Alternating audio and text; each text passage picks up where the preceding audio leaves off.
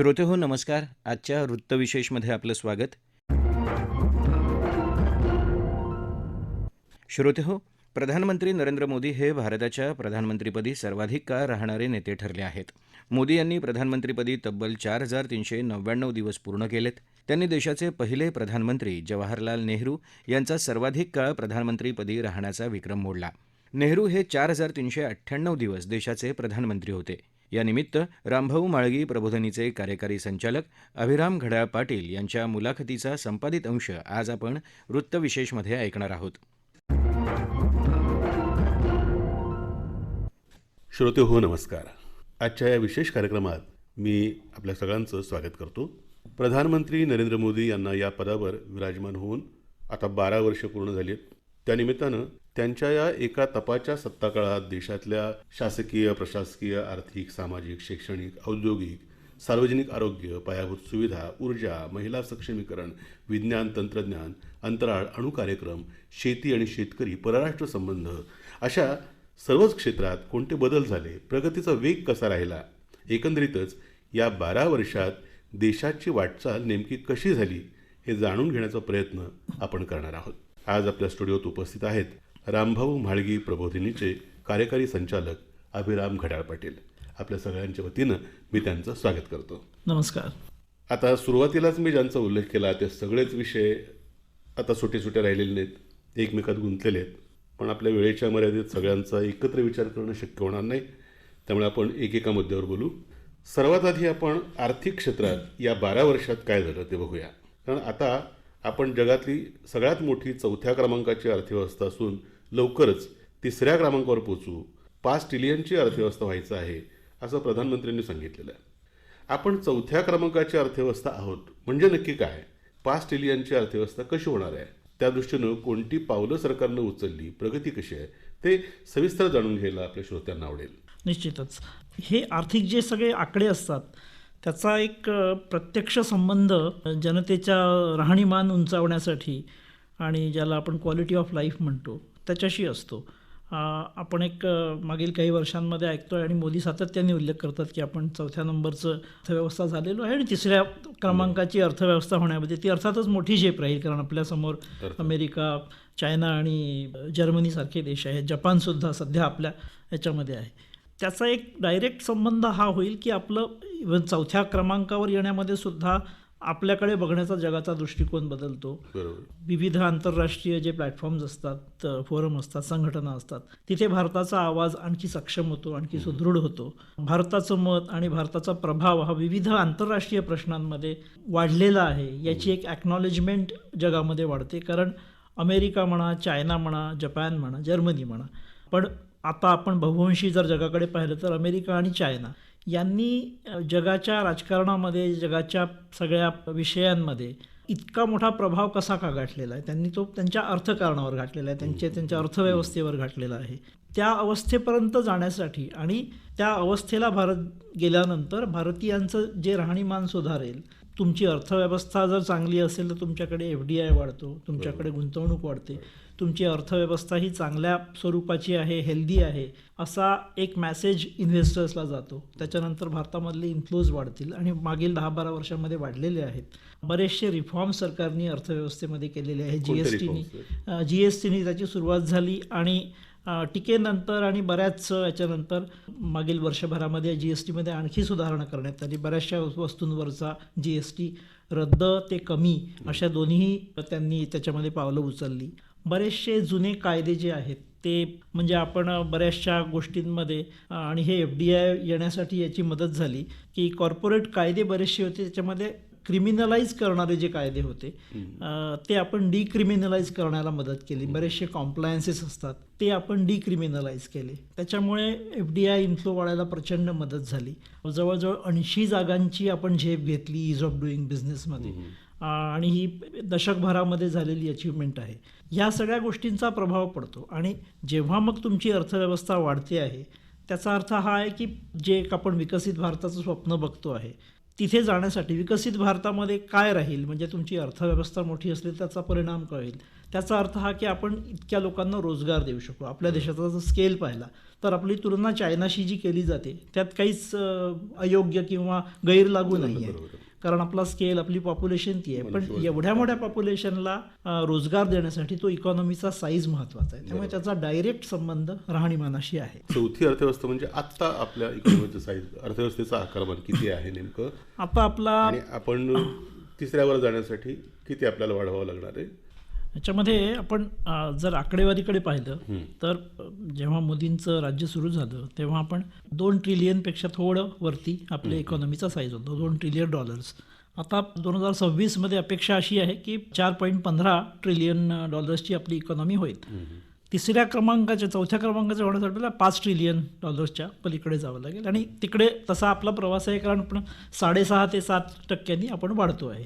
आणि हे मागील 20 वर्षांचं पाहिलं, इव्हन मोदींच्या आधी पाहिलं तर आपली एक 7% म्हणजे एका दशकामध्ये तर आपण 5 वर्षामध्ये आपण 7च्या पण सुद्धा पलीकडे आणि कॉन्सिस्टंटली गेलो होतो. पण 6.5च्या खाली आपण या मागील 12 वर्षामध्ये गेलेलो नाही, आणि आता एस्टिमेट तर 7.1 7.4चे पण आहेत. तर we are on course to become, म्हणजे त्या अर्थाने आपण चौथी इकॉनॉमी बनण्याच्या दिशेने प्रवास हा आपला जो काही चालू आहे. वृद्धी दर आपला वाढता राहिलेला आहे या 12 वर्षाच्या काळामध्ये, तर तो नेमका कशामुळे झालेला आहे? काय पावलं उचलली होती सरकारने त्यासाठी? GST हा एक खूप मोठा हे होता, कारण आपल्याकडचा टॅक्स ड्युप्लिसिटी म्हणा किंवा आपल्याकडे विविध टॅक्सेस असतात, त्याच्यामुळे त्याचा डायरेक्ट परिणाम हा इज ऑफ डुईंग बिझनेसवर व्हायचा. आणि आपल्याकडे ऑलमोस्ट म्हणजे गुंतवणूकदार जे आहेत किंवा बाकीचे देश जे त्यांच्या देशातल्या इन्व्हेस्टर्सला एनकरेज करायचं, भारतामध्ये तुम्ही जाऊन गुंतवणूक करा, यासाठी भारतातले टॅक्स जी रेजिम आहे बरीचशी कायद्यांमधली ती ड्युप्लिसिटी दूर केली. आणि याच्यामध्ये GSTनी फार महत्त्वाचं हे केलं, कारण आपल्या देशाअंतर्गत GSTबद्दल जो वाद असेल तो एक वेगळा विषय आहे, पण बाहेरच्या इन्व्हेस्टर्सला आपण एक चित्र हे केलं की आमच्याकडे आता एक सिंगल टॅक्स आहे आणि त्यामुळे तुम्हाला मल्टिपल टॅक्सेशन तुमचं होणार नाही. हा एक महत्त्वाचा बदल होता. आपण अलीकडेच लेबर लॉज बऱ्यापैकी बदल त्याच्यामध्ये केलेले आहे, रिफॉर्म्स केलेले आहे. विविध राज्यांमध्ये आपण इन्फ्रास्ट्रक्चरची जर गती पाहिली, जी डायरेक्ट ज्याचा इकॉनॉमीवर परिणाम होतो, 2018 पासून वर्षाला जवळजवळ 10,000 किलोमीटरचे रस्ते आपण बांधतोय, हायवेज. त्याचा एक लॉजिस्टिकल परिणाम होतो, कारण ट्रान्सपोर्टची कॉस्ट जेव्हा कमी होते, आपल्याकडे रेल्वेचं प्रचंड एक्सपान्शन या काळामध्ये झालेलं आहे. हे जे सगळे रिफॉर्म्स असतात, लिकेजेस कमी झाले, तुम्ही डिजिटल पेमेंट्सचा वापर करून आपलं डिजिटल पेमेंट्सचं आर्किटेक्चर आणि वेलफेअर डिलिव्हरी याच्यामध्ये राहणीमान सुधारण्यामध्ये तर मदतच झाली, पण त्याने पुष्कळचा पैसा वाढला. या सगळ्या गोष्टींचा परिणाम हा इन्व्हेस्टर्सच्या कॉन्फिडन्सवर होतो, भारतामध्ये इन्व्हेस्ट करावं की नाही याच्यावर होतो, आणि भारतीय इकॉनॉमी चांगलं करते आहे, बरेचसे रिफॉर्म्स होतात आहे हा सेन्स जातो. या सगळ्यांचा परिणाम म्हणून या सगळ्या गोष्टी झाल्या. त्यांचा विश्वास वाढला गुंतवणूकदारांचा. त्यामुळे या 12 वर्षाच्या काळामध्ये परदेशी गुंतवणुकीचा ओघ नेमका कसा राहिला, आणि उत्पादन क्षेत्रात किती आणि सेवा क्षेत्रात किती? उत्पादन क्षेत्रापेक्षा सेवा क्षेत्रामध्ये तो जास्त राहिलेला आहे. एकंदरीत टोटल FDI जर आपण बघितला तर 1 ट्रिलियनच्या पलीकडे तो गेलेला आहे. 1.14 ट्रिलियन हा क्युम्युलेटिव्ह आपल्याकडे FDI मागील 20 वर्षामध्ये आलेला आहे. पण मोदींच्या काळामध्ये जर बघितलं तर जवळजवळ आपण 1 ट्रिलियनच्या जवळपास जाणारा FDI या 12-13 वर्षामध्ये आलेला आहे, आणि तो कन्सिस्टंटली वाढतो आहे. अगेन ती आपली एक 20-1 वर्षांची स्टोरी आहे. FDI सारखे येतात आहे, पण त्याच्यातली एक महत्त्वाची आणि चिंता करण्यासारखी नाही, पण ज्याच्यावर आपण लक्ष दिलं पाहिजे आणि जे पुढील काळामध्ये आव्हान राहील आपल्याला, जसं राहिलेलं आहे सर्व्हिस सेक्टर ज्याच्यामध्ये जास्त आहे, उत्पादन क्षेत्रामध्ये त्या मानाने कमी आहे, जो आपल्यासारख्या देशामध्ये जास्त रोजगार निर्माण करणारं क्षेत्र आहे. सर्व्हिस म्हणा किंवा कॉम्प्युटर आणि हार्डवेअर सॉफ्टवेअर याच्यामध्ये जास्त आलेले आहेत. बाकीच्या क्षेत्रांमध्ये तुलनेने कमी आहे, पण FDIचा जो इन्फ्लो आहे तो कन्सिस्टंटली चांगला आलेला, आणि याच्यामध्ये महाराष्ट्र मागील 20 वर्षामध्ये पाहिलं तर लीडिंग आहे. त्याच्यानंतर कर्नाटक आहे, म्हणजे गुजरात नाही, कारण गुजरात 3ऱ्या नंबरवर आहे. ओव्हरऑल FDI फिगर्स चांगले आहेत. त्याचं जे आपण सेक्टरल जर डिस्ट्रीब्युशन पाहिलं तर ते भारताची ज्या क्षेत्रांमध्ये विदेशी गुंतवणूकदारांना जास्त जे आकर्षित करतात तेच क्षेत्र आहे. आपल्याला ज्या क्षेत्रांमध्ये ती गुंतवणूक यावी असं वाटतं तिकडे इन्फ्लो तुलनेने कमी आहे. तुम्ही ओव्हरऑल उत्पादन आणि कारखानदारी क्षेत्रामध्ये सुद्धा लक्ष द्यायला पाहिजे, त्याच्याकडे लक्ष दिलेलं असेल. म्हणजे काय पावलं उचलली असतील, काय उचलली? हो, एक तर इज ऑफ डुईंग बिझनेस आपल्याकडे हे आहे. दुसरं म्हणजे तुम्ही सरकारचं समर्थन त्या सगळ्या गोष्टींना आहे ज्या याच्यामध्ये आपल्याकडे मॅन्युफॅक्चरिंग जॉब्स वाढतील. आपल्याकडे बिग स्केल इन्व्हेस्टमेंट जी जसं चायनाने केलं त्या याच्यामध्ये आपण इन्फ्रास्ट्रक्चर क्षेत्रामध्ये असेल किंवा मॅन्युफॅक्चरिंग याच्यामध्ये असेल त्याच्यापर्यंत सरकारने इन्व्हेस्टमेंट करून बाकीच्यांना एनकरेज केलेलं आहे की याच्यामध्ये हे व्हायला पाहिजे. पण तितकी त्या याच्यामध्ये आपल्याला अजून झेप घेता आलेली नाही. याच्यासाठी पुष्कळशा गोष्टी कारणीभूत आहे. जागतिक परिस्थिती सुद्धा अशी आहे की आपल्याला मध्ये 2-3 वर्ष आपल्याला कोविडच्या याच्या प्रभावाचे सुद्धा त्याच्यामध्ये काउंट करावे लागतील. तो स्केल आपल्याकडे गाठता आलेला नाही. आपण थोडं ते सोडून विज्ञान तंत्रज्ञान याच्याकडे आपण थोडंसं वळूया. प्रधानमंत्र्यांनी अनेकदा त्यांच्या भाषणांमधून आणि आपल्या मन की बातमधून सुद्धा विज्ञान तंत्रज्ञान डिजिटायझेशन याच्यावर पहिल्यापासून भर दिलेला दिसतो. गेल्या 12 वर्षात या क्षेत्रामध्ये किती प्रगती झालेली आहे? असे 2 भाग आहे. म्हणजे तुम्ही जर डिजिटल पेमेंट्स किंवा डिजिटल याचं म्हणत असाल तर मोदींच्या काळामध्ये सगळ्यात म्हणजे वैशिष्ट्यपूर्ण त्यांची कामगिरी ही राहिलेली आहे की त्यांनी त्या डिजिटल पेमेंटचं त्यांची सगळी जी वेलफेअर इकॉनॉमी आहे त्याचं एक डिजिटल आर्किटेक्चर तयार केलेलं आहे. आणि ती प्रत्येक गोष्ट ही दुसऱ्या गोष्टीशी म्हणजे एक योजनेचा दुसऱ्या योजनेशी संबंध आणि या सगळ्या योजनांचा फायदा व्हावा यासाठी जे बेसिक इन्फ्रास्ट्रक्चर लागतं ते त्यांनी आधी जनधन वगैरे याच्यामध्ये तयार केलं. मग ते सगळं लिंक झालं आणि मग आता ही डिलिव्हरी होणार कशी? लोकांच्या याच्यामध्ये जर DBT आलं, शेतकऱ्यांना डायरेक्ट त्यांच्या अकाउंटमध्ये त्या PM किसान योजनेमधनं मिळतं.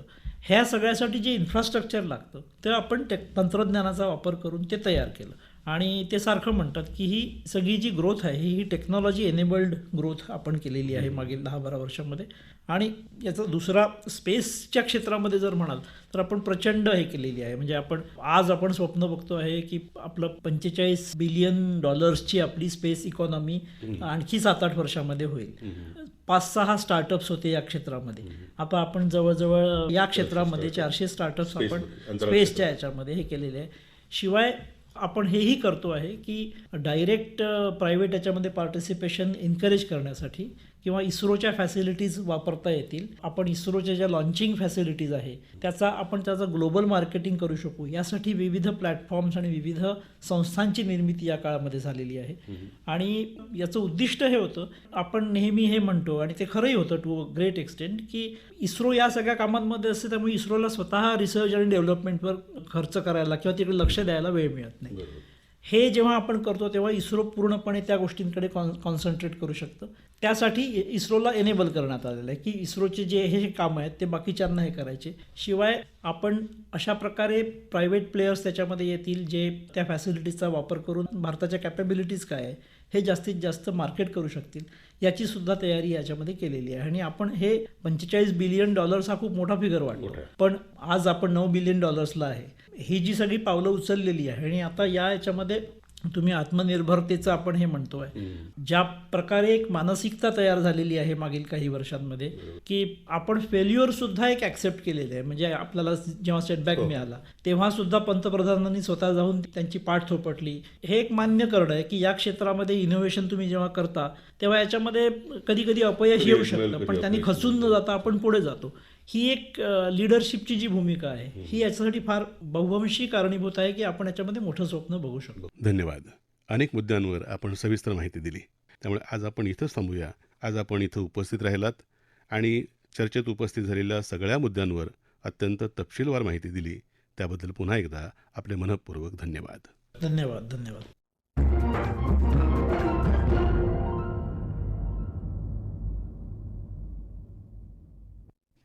श्रोतेहो, या मुलाखतीचा उर्वरित भाग आज रात्री 8:15 वाजता आपल्याला ऐकता येईल. श्रोतेहो, याबरोबरच आजचा वृत्तविशेष हा कार्यक्रम संपला. हा कार्यक्रम आकाशवाणी मुंबईच्या प्रादेशिक वृत्त विभागानं सादर केला. सादरकर्ते आणि संपादन जीवन भावसार, मुलाखत सुनील कांबळे, निर्मिती सहाय्य शीतल जाधव आणि निवेदन तुषार पवार.